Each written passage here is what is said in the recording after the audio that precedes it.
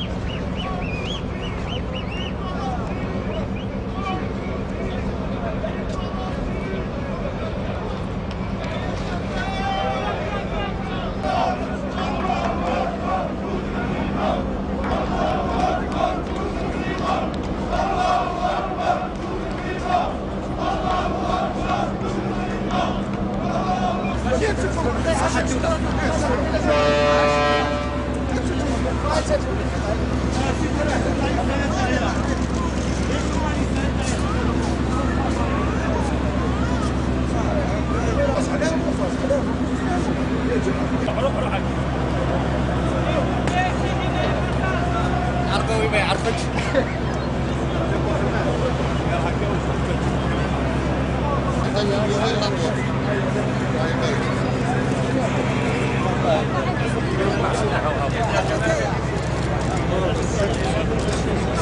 تم ترحيل 6000 مواطن، فيما 6000 مواطن بما بينهم 3800 جزائريين و2200 أجنبي، وبالكل في نقترب من 25 جنسية. واليوم في الباخرة هذه التحقوا 545 جزائري، 743 شاب صحراويين، وفي إخوان تونسيين وأخت مغربية وكذلك عائلة أمريكية.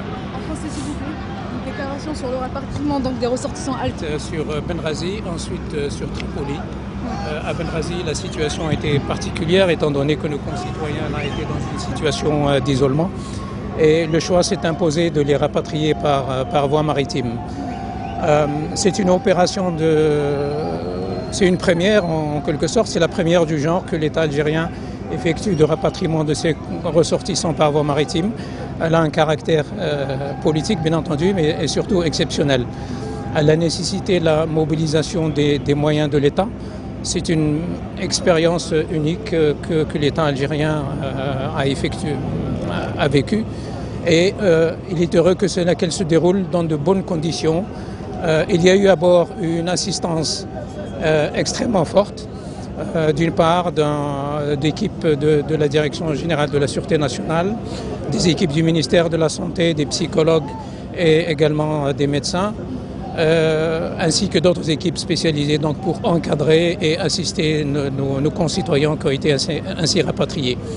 Je dois dire que ce soir arrive par ce bateau un contingent de 743 jeunes Sahraouis de 12 à 18 ans qui faisaient leurs études ou étaient en séjour en Libye, 545 Algériens et 12 étrangers dont une famille américaine, une femme ainsi que ses 7 enfants.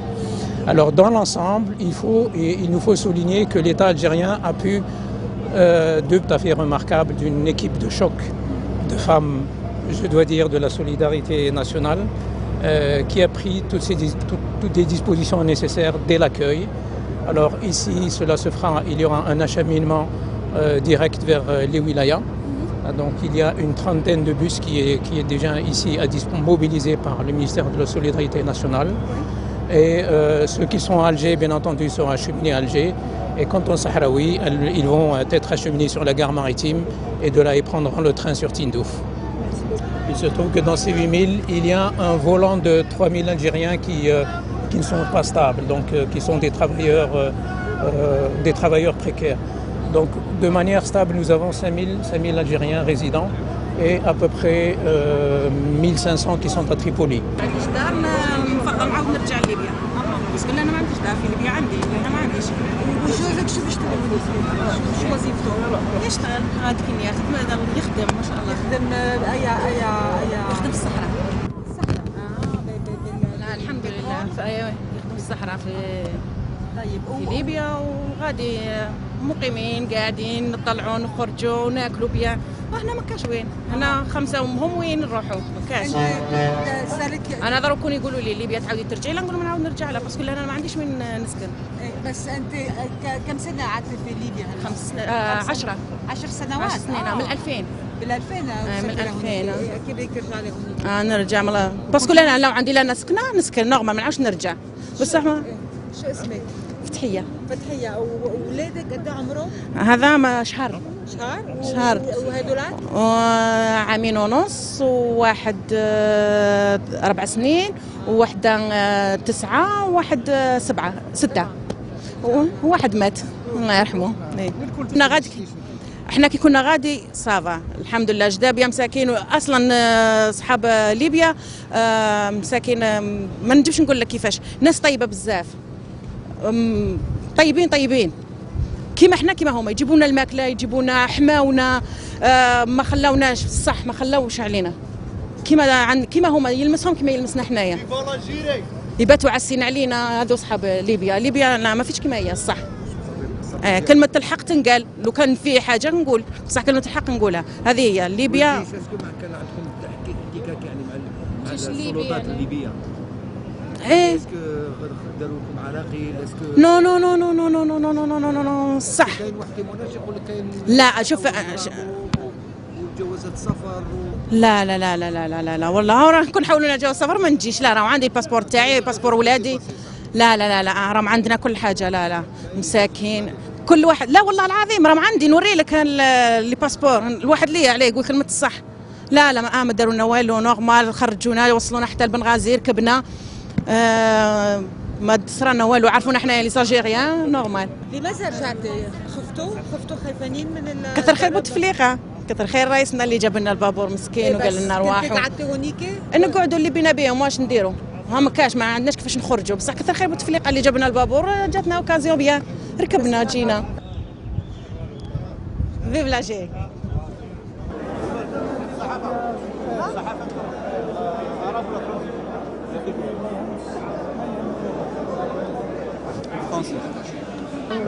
في بنغازي كانت الحالة سهلة بارابور لطرابلس. بارابور طرابلس شوية تعطلنا. Vous avez eu des échos de ce qui se passait justement à Tripoli et à Benghazi? Comment? Est-ce que vous avez eu des échos de ce qui se passait réellement à Tripoli et à Benghazi? À Tripoli, on n'a rien ressenti. À Tripoli, du quai où on n'a rien ressenti. On se sentait beaucoup plus en sécurité qu'à Benghazi. Benghazi, c'était un petit peu... Bon, effectivement, je dirais qu'à Benghazi, donc, on n'a pas tardé. C'était une escale de 3 heures. Par contre, à Tripoli, on a été contraint de passer la nuit.